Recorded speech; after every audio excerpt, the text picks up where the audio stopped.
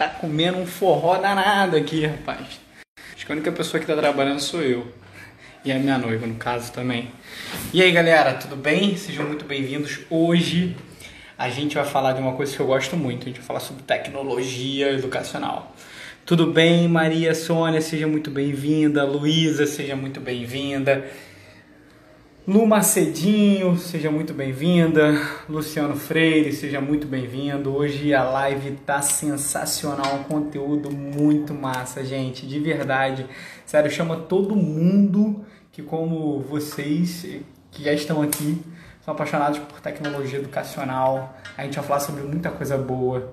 Zoraide tá sempre aqui com a gente. Que bom ver você aqui. Coisa boa, fantástico, de verdade.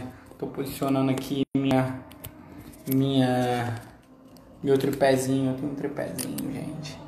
Zoraide, ó, a Josi tá aqui, Miguel Miranda, a Verônica Moura tá aqui também com a gente. Que delícia, gente, todo mundo aqui. Ó, eu quero que vocês compartilhem com a galera que precisa saber mais sobre tecnologia educacional, que é o que a gente vai falar hoje. Hoje a live tá com muito, tem um conteúdo um melhor do que o outro, tá muito denso, tá bonito. A gente vai falar de tendência global na educação. A gente vai falar sobre os principais tipos de ferramentas e tecnologias que a gente tem disponível no mundo. Cara, assim, tá imperdível. Jobrantes, ó, a Mai Gonçalves, o Gabriel. Gente, como de praxe, né? A gente espera 5 minutinhos para o algoritmo do Instagram começar a disparar que a gente está em live. Então, nesse tempo, aproveita e aí tem um aviãozinho, né? Tem aquela setinha. Compartilhe, encaminha para o seu amigo educador, né, que precisa saber mais sobre tecnologia educacional, sobre as tendências globais. E aí eu trago um estudo que hoje eu vou falar na Universidade de Londres. Eu vou falar sobre tecnologias digitais, tecnologias físico-digitais, quais são elas, quais são as maiores disrupções que a gente pretende alcançar, como alcançar, aonde elas estão implicadas, quais as ferramentas. Cara, hoje tem muito conteúdo, de verdade, um conteúdo muito denso, de muita qualidade. A gente vai falar sobre muita coisa legal, tenho certeza aqui. E, gente, como de praxe, né, eu gosto de vocês interagindo, então, por favor, mandem mensagem aqui enquanto a gente estiver falando, mandem perguntas. Cara, é legal quando vocês interagem.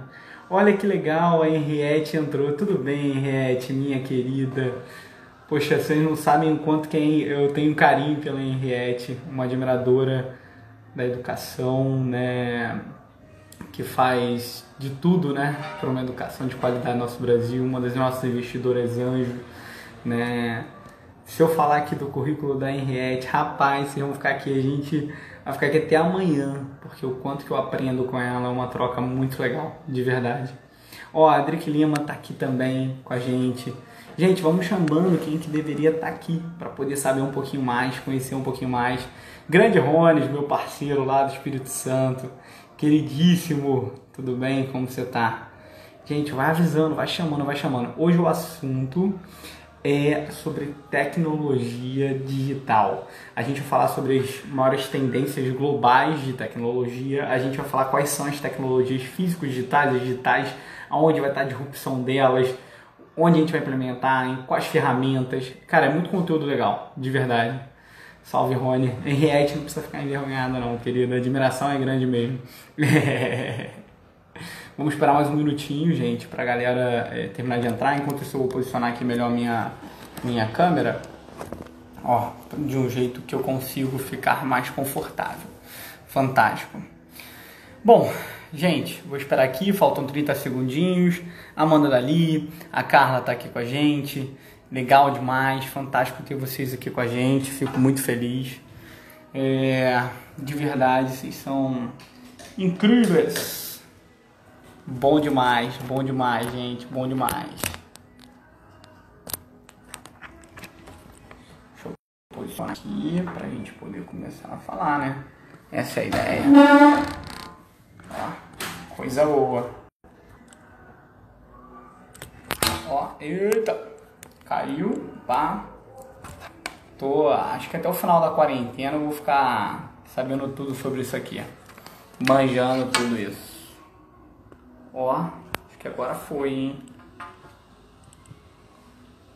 Bom, gente, vamos lá. Vamos começar a falar um pouquinho aqui, né, do que a gente vai falar hoje, que são sobre tecnologias educacionais. Né? O tema da live hoje está muito legal. Gente, eu vou começar falando com vocês sobre uma frase. Né? Tem um cara chamado Jack Ma. Eu não sei se vocês conhecem o Jack Ma. O Jack Ma é um dos principais fundadores, né, do Alibaba, que é uma das maiores empresas que tem no mundo, né? Uma empresa chinesa, né? E que tem bilhões de usuários e tudo mais. E aí o Jack Ma, numa conferência falando sobre o futuro da humanidade, o futuro das profissões, né? Sobre a educação do futuro, ele fez o seguinte comentário. Então, abram aspas aí para o comentário do nosso queridíssimo Jack Ma. Vou ler aqui para vocês, ó. Se não mudarmos a forma como ensinamos, daqui a 30 anos estaremos encrencados. Por quê? A forma que ensinamos, o que ensinamos às nossas crianças, são coisas dos últimos 200 anos. E isso é conhecimento básico, é conhecimento primitivo. Nós não nos ensinamos, né, o suficiente para que eles dominem as máquinas que nós estamos criando agora. E aí essa frase ficou muito famosa, ela repercutiu muito esse comentário, né, do Jack Ma, porque assustou muitas pessoas, porque tinha uma parte, né, dentro dessa conferência mundial sobre a organização do futuro, sobre a educação do futuro, uma das perguntas era se as máquinas poderiam substituir os seres humanos, né? E aí quando ele reafirmou isso, ele trouxe em evidência que tudo que a gente está construindo pode estar muito avançado e o descompasso que isso está em relação à educação básica no mundo, né? Então ele falou no contexto geral. E isso é uma grande preocupação, né? Porque se você for olhar dentro de qualquer organização, seja ela uma organização de base tecnológica ou qualquer outra organização, a gente já vê um descompasso muito grande na construção, né? Sejam de habilidades socioemocionais, sejam habilidades mais soft skills, que a gente chama, né? Ou sejam habilidades hard skills, habilidades técnicas. Existe um descompasso muito grande do que o mercado espera, do que o mercado quer e do que a gente entrega na formação dos nossos estudantes. E aí um outro estudo também que comprova um pouco sobre isso, ele fala um pouquinho sobre tendências globais. E aí eu fiz um recorte, né, de um estudo que vale muito a pena vocês lerem, né? Ele foi um estudo baseado em um artigo da NASA, né, que o nome é Future of Work, né, o futuro do trabalho, onde ela vem falando um pouquinho sobre 70% das profissões que existirão em 2030, a gente não sabe, né, quais são. Ali vem muito conteúdo, muito material denso, é hiper legal, então é só vocês entrarem, Future of Work, se vocês botarem aí, vocês vão conseguir acessar com maior facilidade. E aí saiu, né, uma nota, né, uma pesquisa da Universidade de Londres, né, onde ela trouxe as 7 tendências globais na educação. Foi meio que uma resposta, sabe, de como a gente vai conseguir fazer com que alinhem os compassos, sabe? A gente consiga ter o compasso entre o que os jovens esperam, o que o mercado entrega, o que a educação entrega. E aí são 7 tendências, né, que ele entende que sejam essenciais para ter esse compasso, né, para poder alinhar ali a expectativa do mercado de trabalho com como a gente forma os nossos estudantes. E aí essas 7 tendências são as seguintes. A primeira delas são as tecnologias incorporadas diretamente no processo de aprendizagem. E aí por que elas falam assim, nossa, Bernardo, mas isso é hiper óbvio, né? Pô, é uma base sólida da educação, seja ela primária, seja ela de qual nível, é justamente o fato da gente focar no aprendizado. Então é hiper óbvio isso, né? Mas aí o mais interessante que ela vem e que ela traz, né, que é bem legal, é que essas tecnologias elas já chegaram numa série de universidades, escolas, muito, né, olhando para a parte de gestão acadêmica, gestão educacional, mas essas tecnologias são poucas elas aplicadas no cotidiano do trabalho. E aí é só vocês se perguntarem, né, quantas vezes antes da quarentena vocês tinham utilizado uma plataforma de ensino, seja do sistema de ensino que você tem na sua escola, que ela adota, seja, enfim, por conta própria. Então, reflitam sobre isso. A segunda coisa é um termo, né, em inglês, né, que o nome dele é Bring Your Own Device, ou seja, pegue e use o seu próprio dispositivo móvel, né, que é a tendência da gente incorporar isso para o cotidiano. Ao invés da gente ter aquela tendência de, uma escola tecnológica é aquela que investe com uma sala de informática, sabe? A gente vai para um outro caminho. A gente vai para um caminho de... não precisamos ter, para ser tecnológicos, nós não precisamos de uma sala de informática. A gente precisa somente trazer uma conectividade, porque a maioria das pessoas no mundo já tem acesso, já tem o seu próprio dispositivo móvel. Tá? Outra terceira tendência tecnológica que ele coloca é o crowdsourcing na educação. E aí o que é o crowdsourcing? O conceito de crowdsourcing mesmo é aquela coisa do conhecimento criado através de conteúdo de multidões. O maior exemplo que a gente tem do crowdsourcing que ficou muito famoso, né, na época, na primeira década ali dos anos 2000, né, foi justamente o Yahoo Resposta, onde tinham diversos questionamentos, perguntas, e as pessoas interagiam, né, elas contribuíam, é uma aprendizagem colaborativa, né? Então nessa tendência, a terceira tendência, eles acreditam muito que isso vai vir de uma forma consolidada. Tanto até que a maioria das escolas elas adotaram modelos que prezam pelo crowdsourcing, como por exemplo o Google Classroom, como por exemplo, né, a Microsoft 365, como por exemplo o WhatsApp. O WhatsApp é uma metodologia de aprendizado desenvolvida por multidões. A partir do momento que seus alunos interagem, os professores e todo mundo interagem dentro desse contexto, é também uma metodologia dessa. Quarta tendência global, essa é muito interessante, hein, professor?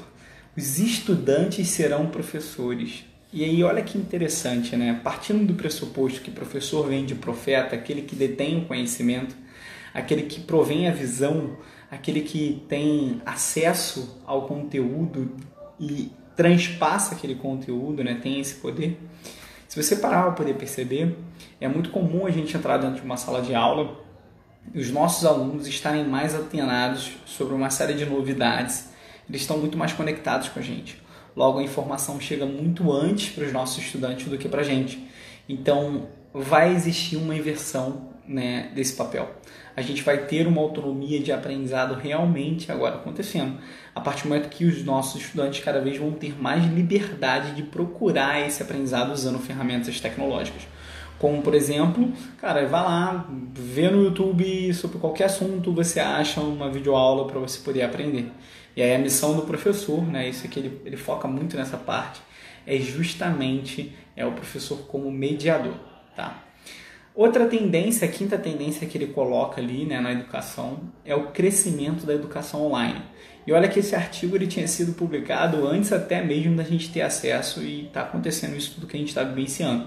Isso já era previsto, o crescimento dessa educação online, porque a gente está aumentando a conectividade pela era que a gente está vivendo, a era do acesso e do excesso, que eu já comentei em diversos outros vídeos. Então é uma tendência realmente que faz muito sentido.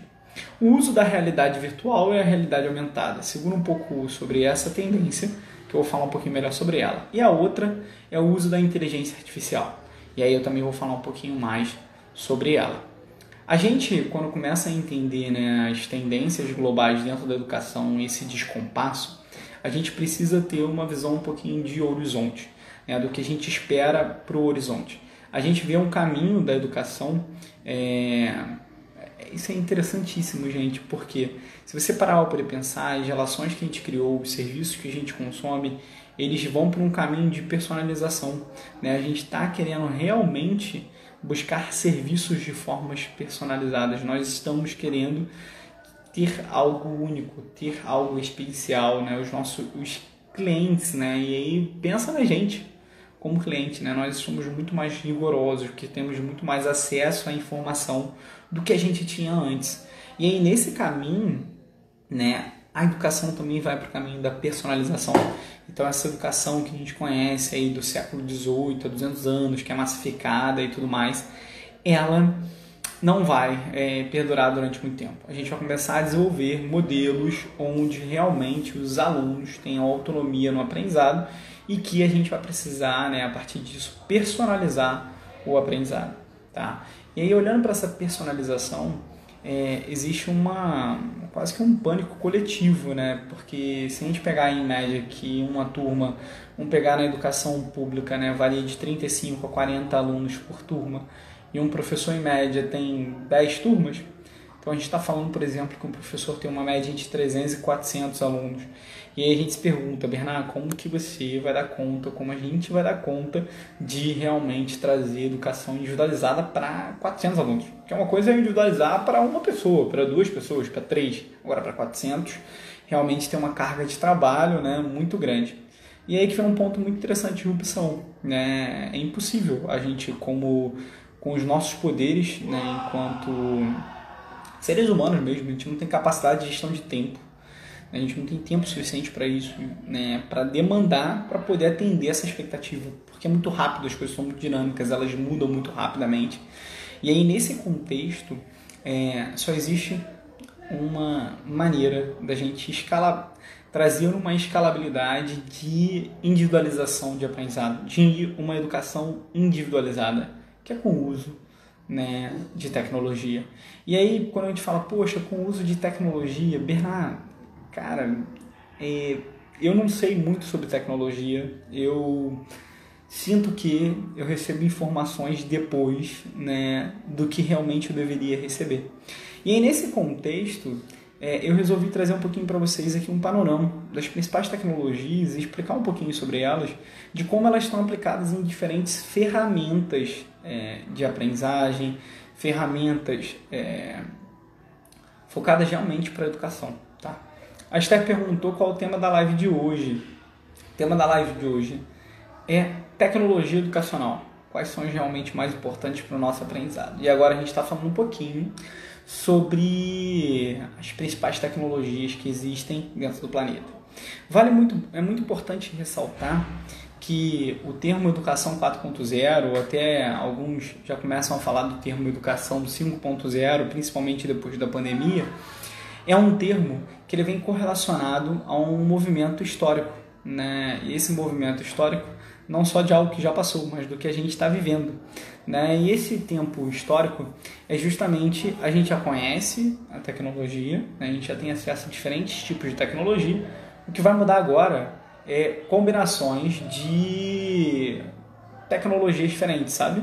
Então a gente vai pegar, né, soluções que usam Big Data junto com inteligência artificial. Aí uma outra usa outra tecnologia junto, entendeu? Então a gente vai ter combinações diferentes, gerando produtos diferentes. Então hoje, a gente, pela expectativa do que a gente tem em relação à ciência, a gente chegou no nosso status quo, né? No máximo de criatividade em relação a tecnologia. Agora a gente vai, no máximo, para inovar, a gente vai fazer combinações.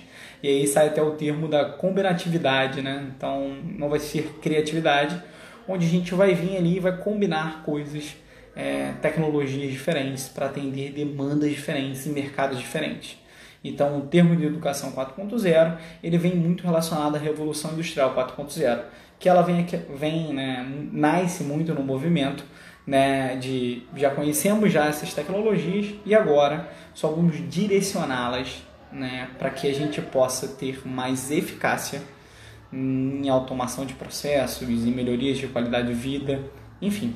E aí, muito nesse cenário, as tecnologias, né, eu gosto de dividi-las, né, e é muito legal vocês saberem, né, eu gosto muito de dividi-las de duas formas, tá, gente? Primeiro são as tecnologias digitais. Tá? Essas tecnologias, né, eu consigo separar elas em tecnologias físico-digitais e tecnologias digitais. Qual a diferença entre elas? Existem dois termos que são bem conhecidos, né, pela maioria das pessoas, que são os softwares e os hardwares.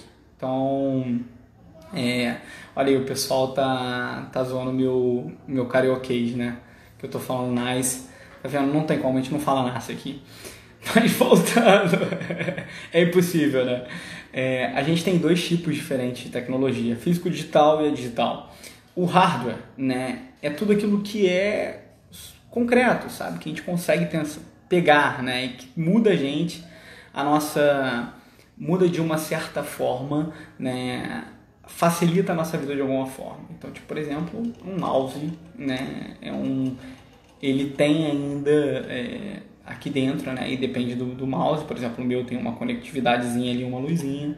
Ele pode ser considerado hardware, né? E um software é aquele que está completamente na nuvem, é aquele que está completamente digital.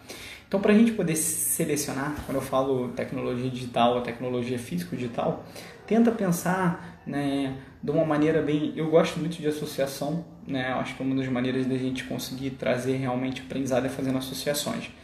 E aí, tecnologias físico-digitais cara, eu vou conseguir ter contato direto com aquela tecnologia de uma forma, né, mais final. Como, por exemplo, robótica. Então, está falando sobre a robótica. O que é a robótica? Né? É uma tecnologia físico-digital onde você vê um robô. Então você sabe identificar um robô. É uma tecnologia que você consegue ter contato. Ela tem uma construção física, né? E aí o robô, né, ele vem muito... E aí a gente tem uma evolução muito grande dos robôs, né? Desde a primeira descoberta do robô até os tempos de hoje. E é muito comum a gente ver as escolas já investindo, né, em robótica, né? Olha, minha escola tem um curso de robótica, aqui tem um kit de robótica, né? E muitas das vezes a robótica ela vem associada a linguagens de programação, né? A linguagens, e aí é bem interessante fazer um parênteses aqui, né? Todas as nossas tecnologias elas usam linguagens de programação. E aí o que quer dizer isso?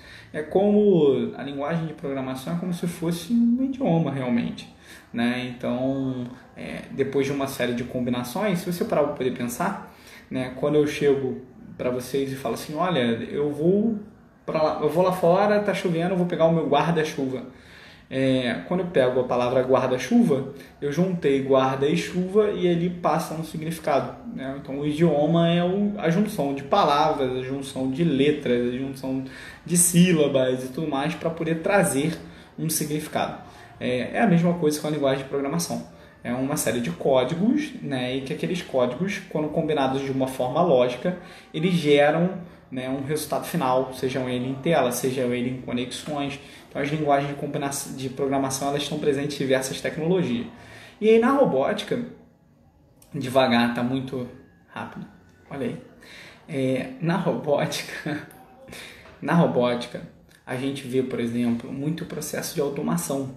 Então a gente consegue usar, por exemplo, um robô para que ele possa, de uma maneira bem simplista ou até complexa, dependendo do caso, né, reproduzir algum comportamento humano. Ou ele pode simplesmente simular de uma forma mais rápida uma série de comportamentos e ações. Então, por isso que o estudo da robótica ele é muito importante, muito olhando também para a automatização de indústrias, automatização de processos, né? Então, a robótica é algo que já está dentro da educação, né? E é um dos principais pilares de estudo de diversas escolas, né, que a gente tem no Brasil e no mundo.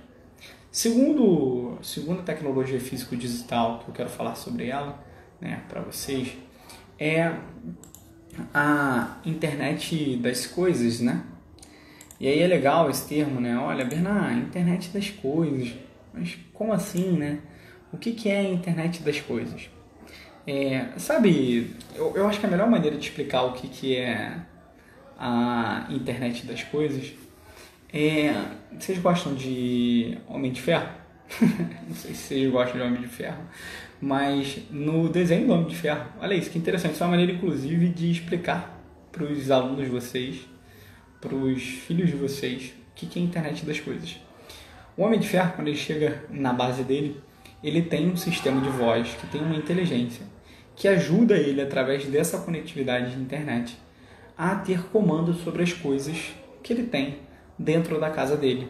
Então, se a gente, por exemplo, olhar, algumas pessoas já têm, né, o sistema da Alexa, o sistema da Siri, né, no celular, e que vocês podem, né, adaptar, por exemplo, para que A partir do momento que você fale, liga o ar-condicionado, Alexia, ela vai lá e liga o ar-condicionado da sua casa. Desliga a luz, ela também desliga a luz. Então a internet das coisas é simplesmente você trazer conectividade às coisas a partir, e aí o que a gente tem mais famoso, né, o cenário de comando é usando dispositivos móveis, né? Então imagina, isso vai estar conectado a um celular e você conversa com esse celular e ele automaticamente liga, desliga, e aí as variações elas são diferentíssimas, né, de internet das coisas. Então basicamente você trazer dispositivos e trazer vida a esses dispositivos, né, através da conectividade dele. Tá? Terceira coisa que é bem importante é a realidade virtual, né? A terceira tecnologia físico-digital. E aí eu não sei se vocês já tiveram a oportunidade de olhar, né, um óculos de realidade virtual. E que cada vez agora está avançando mais, né? A gente está saindo do cenário só de óculos e esses óculos agora eles estão sendo acoplados para aumentar a nossa sensibilidade, né? E aí é aquela coisa, né? A tecnologia ela está em constante mudança, crescimento, né? E tudo mais. Então, os óculos, antes eles eram muito mais primitivos de realidade virtual. Por quê? Qual a ideia da realidade virtual? É uma simulação, né? Simular alguma coisa é te levar para uma outra realidade. E aí, quando você tinha acesso simplesmente só ao óculos, a nossa percepção de realidade ela não está exclusiva ao sentido da visão, né? Também está dentro dela, né? O sentido da audição, o sentido do olfato, o sentido, enfim, do tato. Então a gente agora começa, né, a ter modelos de realidade virtual, né, que vão além de simplesmente só ter ali o óculos de realidade virtual. Então a realidade virtual é uma tecnologia que precisa de algum, né, dispositivo físico, seja ele o óculos acoplado agora a som, seja ele acoplado algum tato. Então, por exemplo, não sei se vocês sabem um dos lugares que eu acho que é mais fácil vocês terem contato com a realidade virtual, naquelas lojas do shopping, né, de videogame. Vou jogar um jogo de tiro, né? Então tem diversos deles que já tem óculos de realidade virtual. Então você consegue, realmente você acha que você está lutando contra zumbis, né? Então a ideia é essa, da realidade virtual, é simplificar, é exemplificar, né, uma outra realidade para você. Tá. E aí a quarta tecnologia físico-digital que eu quero trazer para vocês é a realidade aumentada.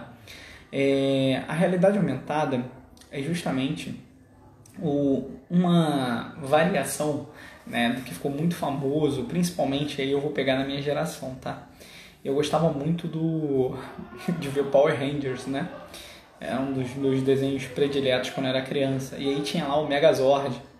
E aí o Megazord ele é um exemplo clássico de realidade aumentada. Por quê? Né? Na realidade aumentada você traz, através de um holograma, então estou exemplificando ali para vocês poderem entender, né? Você traz uma nova dimensão para algum tipo, né, de produto, seja para algum tipo de dispositivo.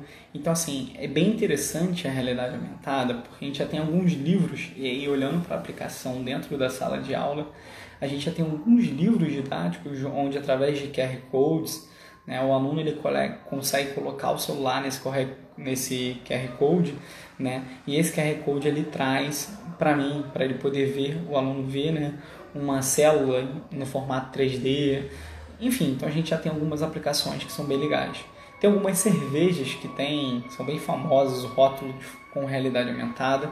Então a realidade aumentada é realmente olhar para a semântica da palavra mesmo, sabe? Tipo, olha, cara, o que realmente, não para semântica, olha, eu falando besteira, mas para a morfologia da palavra mesmo, sabe?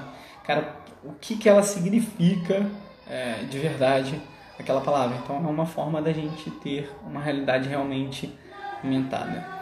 Quando a gente olha para a tecnologia digital, né, são outros modelos, a gente tem 3 que são muito, muito famosos, né, que estão em crescente, e estão quase em todas as tecnologias hoje. É impossível, eu acredito, né, se desenvolver tecnologia no que a gente tem hoje, no formato que a gente tem hoje, no nível que a gente tem hoje, sem pelo menos correlacionar alguma dessas. tá? Então tudo que a gente tem de inovação, pelo menos, tá dentro e busca, né, alguns conceitos, algumas premissas dessas tecnologias. A primeira delas é a Big Data. A Big Data, ela surge muito no conceito de realmente organizar informações. Como a gente está gerando uma quantidade de dados muito grande, a gente precisava de alguma tecnologia para poder justamente armazenar isso de uma forma organizada.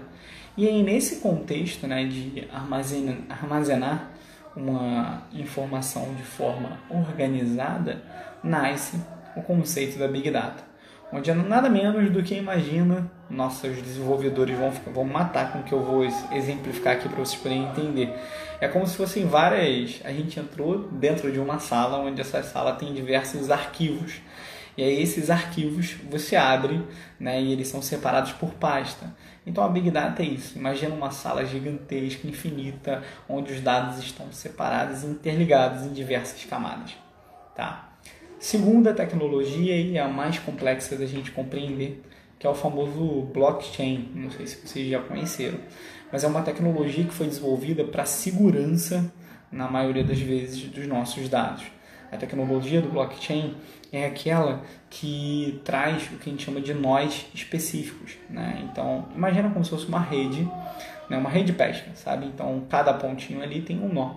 E a partir daquele nó, ele tem todo um controle sobre o restante dos outros nós que estão ligados a ele. Então, é como se a gente pegasse uma rede de pesca e aí quero pescar um peixe. Se eu pego a minha rede, né, e eu corto, né, a distância que tem de um nó para o outro, eu perco a segurança que eu tenho na rede e assim o meu peixe vai embora.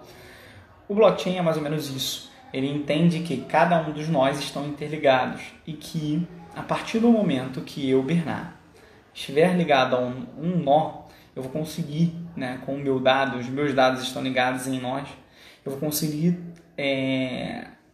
interagir com todos os nós que estão ligados dentro da minha rede. E a partir disso eu vou conseguir ter uma segurança usando uma senha criptografada, né? Então essa senha criptografada ela é gerada e traz autonomia para os usuários, né, controlarem esses nós. Tá? E a terceira tecnologia digital, que eu acho que deixei ela por último e propositalmente, é a inteligência artificial. E aí quando a gente fala da inteligência artificial, eu gosto muito de olhar, né, realmente a palavra. Aprendi isso, inclusive, gente, na 7ª série. Eu estudava numa escola que eu tinha uma professora de português, Tia Mara. Tia Mara é maravilhosa, né? Blockchain. Cida perguntou. Deixa eu escrever para ela, para você poder conhecer um pouquinho. É uma das tecnologias mais interessantes de todas. Escrevi aqui para você. A inteligência artificial. Então, voltando lá para a tia Mara. Tia Mara me ensinou, quando eu não soubesse alguma coisa, alguma palavra que eu tentasse adivinhar, né, justamente olhando ali a etimologia da palavra. Então, da onde que ela veio, o que eu consigo ligar. Quando a gente olha para a inteligência artificial, todo mundo fala de inteligência artificial como se fosse algo absurdo, distante, muito doido, né? E caramba, eu não tenho ideia nenhuma do que é a inteligência artificial. E aí, nesse contexto, é bem legal isso. A inteligência artificial a gente consegue entender simplesmente segmentando a nossa compreensão sobre as palavras. Então vamos pensar sobre inteligência. O que a gente consegue configurar como inteligência humana, sabe? A nossa inteligência, né, quando eu falo assim, poxa, olha que legal, o Aloysio é hiperinteligente. Por quê? O Aloysio, ele tem a capacidade de criar padrões de respostas, e quanto mais variáveis forem esses padrões de resposta, mais inteligente é o Aloysio para solucionar problemas. Então, vamos supor que a gente traz o problema X para o Aloysio e ele consegue de uma maneira muito rápida, e aí o nosso cérebro faz isso muito mais rápido do que a gente pode imaginar, numa sequência lá com os neurônios, as sinapses nervosas e tudo mais. E a nossa inteligência é justamente isso. Para resolver o problema Y, o Aloysio ele tem um à la carte de 15 maneiras diferentes de resolver aquele problema. Então, o Aloysio é uma pessoa inteligente. Então, inteligência é padrões de respostas múltiplos para resolver qualquer problema, beleza? Quando a gente vai para o cenário da inteligência artificial, é a mesma coisa. Só que ao invés de a gente ter ali os neurônios, as sinapses nervosas, que é a inteligência humana, a gente tem a inteligência artificial, onde a parte artificial ela está ligada em algoritmos. A parte artificial da nossa inteligência artificial, ela quer dizer simplesmente que a gente tem algoritmos. Esses algoritmos é a matemática pura, onde eles são justamente estatísticas, onde a gente tem em determinado... Imagina um fluxograma, sabe? Olha, eu tenho um problema X. Esse problema X pode ser resolvido por essa maneira ou por essa maneira. Antigamente, quando a gente tinha, não conhecia muito bem o conceito ali de machine learning, de inteligência artificial, a gente acreditava, só tinha, os nossos algoritmos eles eram binários, ou seja, era sim ou não. Então, olha, ele pode resolver desse problema, sim. Ele não pode resolver, não. E aí, os algoritmos não tinham a capacidade deles compreenderem ao longo da jornada e terem uma compreensão de melhora sobre os sim e os não dele. Quando a gente traz a inteligência artificial, a gente começa a trazer os próprios algoritmos aprendendo com os algoritmos, numa sequência de testes estatísticos. Então, ao invés de ser 50%, 50%, porque é sim ou não, uma forma binária, a gente tem variações dessa inteligência, e aí a gente chama ela de inteligência artificial. É nada menos do que o poder dos próprios algoritmos aprenderem com eles, dentro de uma árvore que se interliga a uma árvore de dependência, Então, se a gente, por exemplo, olha para conhecimentos de aprendizagem, dentro dos assuntos que a gente aborda na sala de aula, um exemplo muito clássico, para vocês poderem entender, é que um aluno, quando a gente comenta, nossa, o meu aluno não tem conhecimento de base. Vou dar um exemplo aqui, ele vai fazer uma operação de frações com denominadores diferentes. E aí é quase impossível ele conseguir fazer essa operação de frações com denominadores diferentes se esse aluno não tem domínio sobre adição, não tem domínio sobre MMC, não tem domínio sobre o que é uma fração, se ele não consegue fazer adição de denominadores iguais, sabe? Então, todo esse contexto, existe uma dependência para ele poder dominar aquele conhecimento, aquela habilidade que eu estou tentando testar através do momento onde ele consegue fazer uma questão de adição de denominadores diferentes, existe uma dependência, existe uma série de assuntos anteriores a esse. E aí o fato de ter essa série de assuntos anteriores a esse, é que faz com que essa inteligência artificial consiga, de uma forma muito clara, testar caminhos diferentes para os nossos alunos aprenderem. E aí, gente, eu separei aqui para vocês, isso está no material, tá? O pessoal que está no nosso grupo, a gente tem um grupo no Telegram, no WhatsApp, eu vou compartilhar esse material com vocês. Das tecnologias aplicadas dentro da sala de aula, basicamente essas são as 7 que estão mais hoje no nosso dia a dia, tá? Então, selecionei ali as 7 e que elas juntas, elas formam as plataformas, elas formam os robôs da robótica, da aula de robótica, enfim. Então, essas tecnologias, como eu coloquei, elas estão interligadas, criando os novos produtos, beleza? E aí, tem um documento que é muito legal, que o nome é Mandala do Planejamento de Atividades em Sala de Aula. Ele foi liberado pela DOT, e é um documento que, cara, é fantástico, sabe? É realmente uma mandala, sabe? Mandala? Vocês conhecem lá a mandala?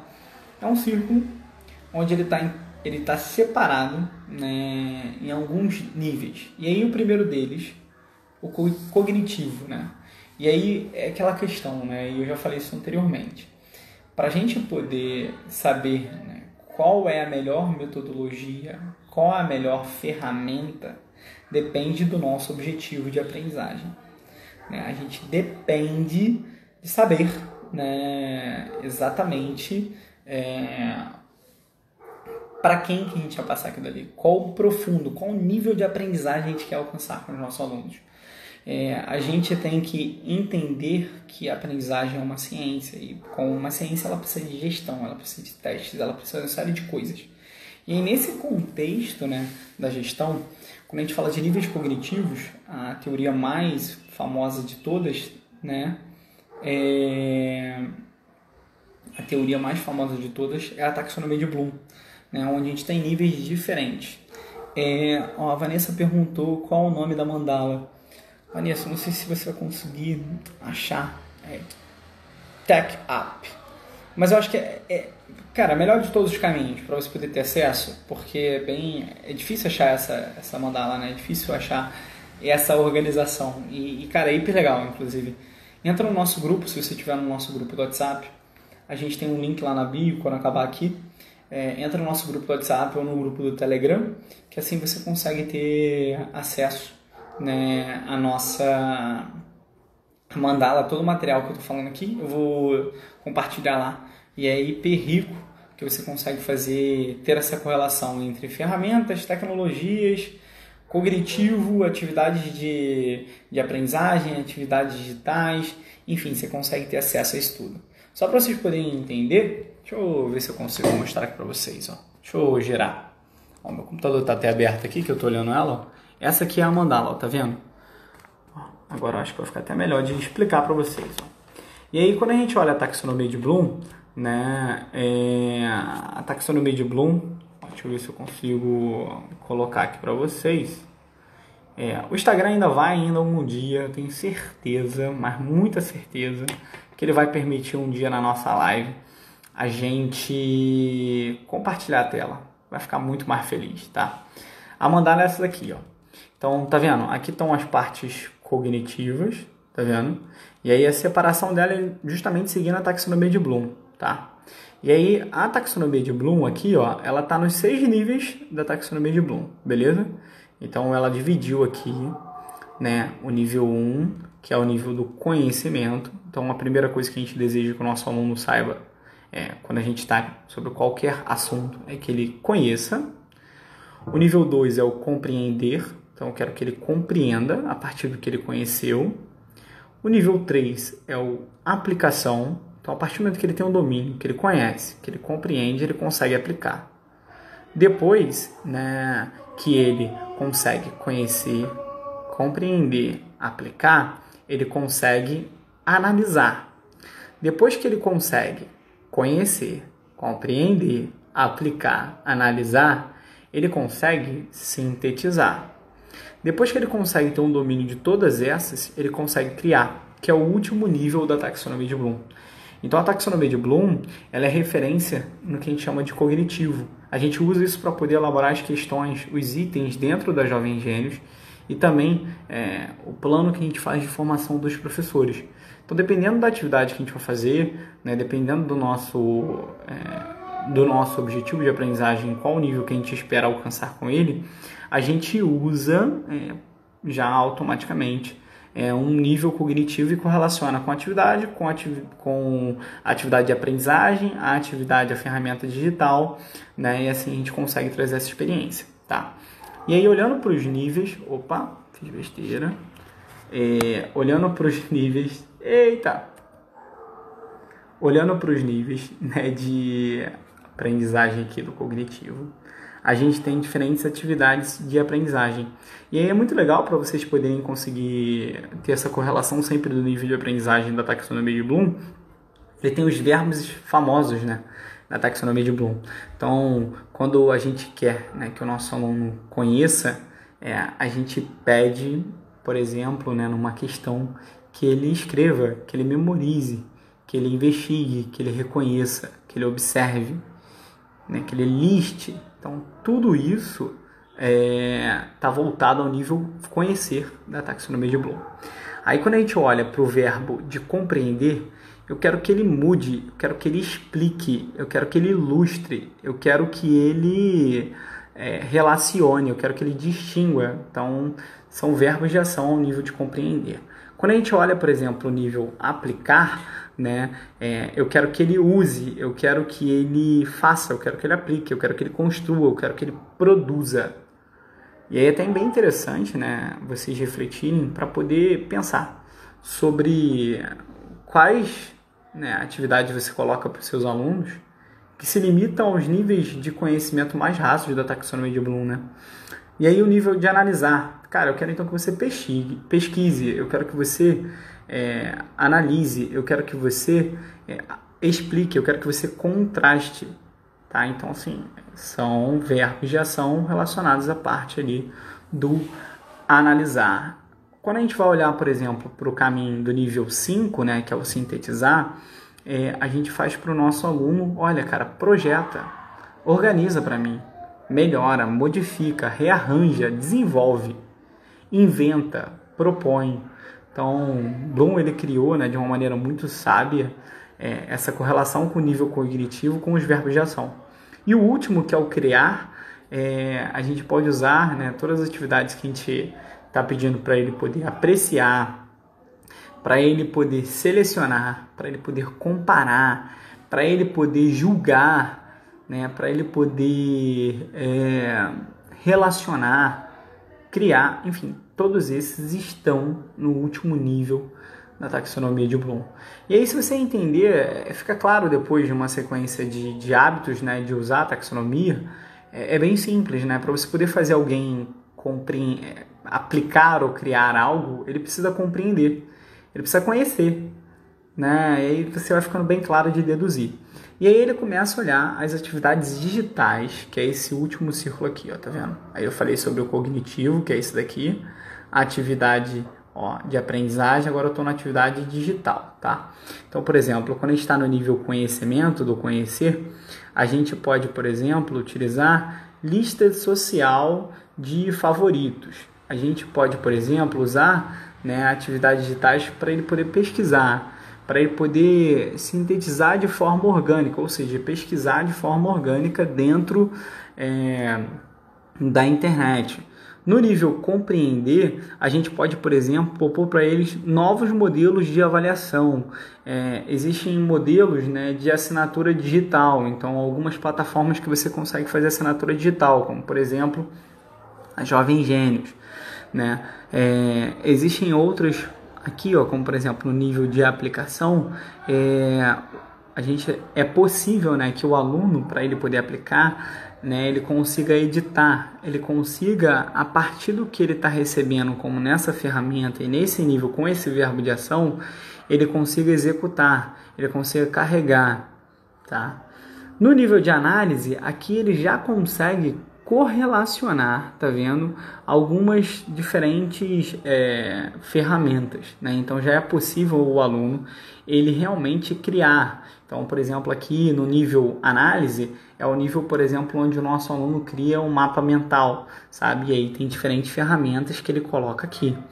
Quando a gente olha, por exemplo, no nível de síntese, o nosso aluno consegue testar, o nosso aluno consegue olhar uma sequência de quizzes, ele consegue colaborar, ele consegue revisar, né? Então tudo isso é possível no nível de síntese, usando como atividade digital que correlaciona esse verbo daqui. No nível de avaliação, né, a gente tem algumas atividades digitais que são as de criação, avaliação, né, que são as mais complexas, né, que é, olha, transmite para mim ao vivo. Então, quem de vocês aqui está sendo ousado o suficiente para pedir um projeto para o seu aluno e ele transmitir ao vivo explicando para vocês? Gente, é fantástico e é o último nível da taxonomia de Bloom. Se você quer ter certeza que seus alunos estão interagindo com a sua aula e que eles estão realmente aprendendo, peça para eles entregarem para vocês, para eles fazerem uma live, para eles poderem fazer um videoblog, para eles poderem criar um podcast, para eles poderem criar um áudio no WhatsApp explicando. Tudo isso é o uso de atividades digitais correlacionado aos verbos das atividades de aprendizagem ao nível cognitivo avaliar. E aí, olhando para ferramentas que a gente tem dentro da sala de aula, né, eu vou destacar algumas, tá? Que está aqui disponível dessa mandala que eu vou compartilhar com vocês no nosso grupo do WhatsApp ou no Telegram, tá? Vou olhar aqui, por exemplo, o nível do conhecimento. Então, a maioria delas do nível do conhecimento é onde o nosso aluno ele começa a conhecer realmente sobre algum assunto. Eu vou destacar um que é gratuito, que é fora de série e que pouquíssimas pessoas usam, que é o TED. Não sei se vocês sabem, se vocês conhecem, né, as palestras do TED. São palestras sempre curtas, Tem um TEDx, tem um TED, e aí a gente tem uma versão, que é o TED Ed, ó. Tá vendo? Vocês estão vendo aqui, ó? É o TED Ed. O TED Ed, vocês podem fazer uma palestra TED dentro da sua escola. Então, aqui, para os seus alunos, né, conhecerem sobre assuntos novos. Tem o TED Ed aqui destacado, o Coursera, o Portal do Professor, tem o Khan Academy, tem o Google Drive para você poder organizar atividades para ele colocar lá. Para o nível compreender, né, onde ele está compreendendo realmente o que ele está aplicando, tem uma ferramenta aqui que eu gosto muito, que é o Padlet. O Padlet é uma... depois vocês jogam até inclusive, mas em resumo, é um painel interativo onde o seu aluno vai conseguir arrastar diferentes itens ao longo, né, de uma jornada, né? E aí você consegue criar essa jornada para ele, é hiper legal, tá? Tem alguns outros canais aqui que são disponíveis do nível, né, aplicação que ele aplica, né? A gente tem algumas outras coisas que são bem legais. Uma que é muito famosa, né? Diversas pessoas estão aprendendo sobre, são os SketchUps, né? Que é os famosos bloquinhos de programação, né? Então são nada menos do que uma tela, um programa, onde você consegue arrastar bloquinhos lógicos de programação e aí sempre está envolvido com alguma interação da tela, sabe? No módulo analisar, eu já falei aqui, né, sobre o mapa mental, onde eu indico muito, e eu particularmente eu uso, tá? Um MindMaster, né? Então, no nosso e-book de avaliação que a gente coloca, a gente explica um pouquinho como avaliar usando o mapa mental e a gente coloca em dica, tá vendo? O MindMaster é bem legal, é uma tecnologia muito legal. O Kuglu, ele é legal também, só que ele tem uma restrição, né? Tem uma quantidade máxima de mapa que vocês podem fazer, né? Eu, em React, eu não conheço o Miro, não sei se é igual. Nunca vi, vou procurar. No nível síntese, né, a gente tem os mais famosos, como por exemplo o Google Forms, já é um nível síntese, o SurveyMonkey, né, tudo que o aluno é capaz de alguma forma de vir em uma sequência de quizzes, ele consiga sintetizar conhecimento, como por exemplo a própria Jovem Gênios, ela entraria no nível 5, né, no nível de síntese. É o nível que a gente consegue chegar até esse nível, dependendo da robustez do quiz que a gente está trabalhando. E aí o nível que é a criação, né, realmente o nosso aluno começar a desenvolver alguma coisa. Eu vou dar um exemplo aqui de uma parada que eu gosto muito e que funciona demais. O Prezi, né? O Prezi é um aplicativo para você poder fazer apresentações interativas. Então você vai pedir para o seu aluno criar. A partir dali dá para poder ver ele trabalhar bastante a questão, né, de criação dele. Você consegue também com o Powtoon, é uma ferramenta de vídeo onde você consegue criar vídeos de forma gratuita. Então aqui ele põe tudo relacionado à criação. A Henriette colocou aqui, o Miro é para Design Thinking. Então provavelmente, como é para Design Thinking, no Design Thinking a gente cria coisas, e reproduz o ambiente de brainstorm, ele está no último nível, no nível 6, né? Porque o Design Thinking, que é uma metodologia, que é uma técnica de aprendizagem, ela é voltada em solucionar, ela é voltada em qualificar, ela é voltada em comparar. Então, a gente consegue saber para que serve a ferramenta, em qual nível que ela está, a partir do momento que a gente consegue entender a interligação entre o nível cognitivo, a atividade de aprendizagem, a atividade digital e a ferramenta. Então, o Miro que a Henriette acabou de colocar aqui nos comentários, provavelmente ele está nessa parte aqui da nossa mandala, tá? Deixa eu voltar aqui. Para mim, tava mais legal lá, né? Eles ainda vão ter um recurso de compartilhar a tela, que eu tenho certeza que as nossas lives vão ficar mais interativas ainda mais.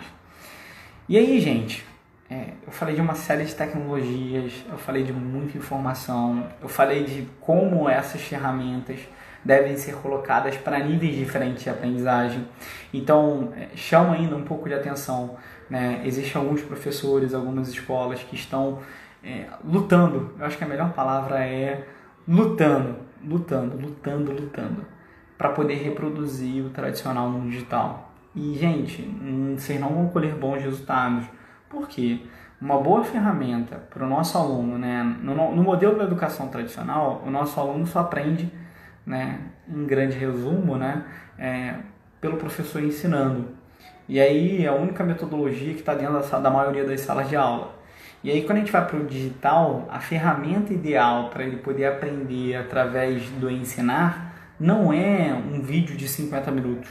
Né? São vídeos mais curtos, são vídeos que usam microlearning, né? Precisa de uma interatividade maior, você precisa trazer ferramentas diferentes. Então, se você simplesmente chegar aqui e começar a falar, seus alunos simplesmente não vão absorver nada. Então, por isso que eu quis trazer um pouco. É um assunto muito denso, dá pra gente poder ficar aqui tranquilamente mais de 4 horas.